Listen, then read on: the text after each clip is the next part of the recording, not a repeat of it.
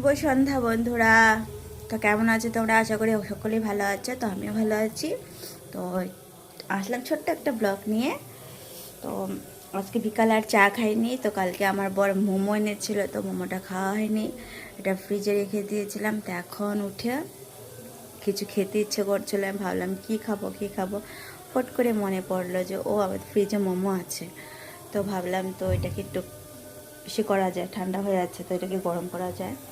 তো এই দেখো, দেখতেই পাচ্ছ আমি ঝালনির মধ্যে মোমোগুলাকে যে গরম করতে বসিয়ে দিয়েছি, হয়ে গেছে গরম। আর এখানে আছে যে স্যুপ, 1 কাপ স্যুপ হয়েছে, খুব টেস্টি হয় স্যুপটা। আর এটা হচ্ছে চাটনি। তো তোমাদেরকে দেখাচ্ছি মোমোটা কি সুন্দর দেখতে। তো এই হচ্ছে মোমোগুলো আমি গরম করে নিয়েছি। তো খুবই সুন্দর গরম হয়েছে।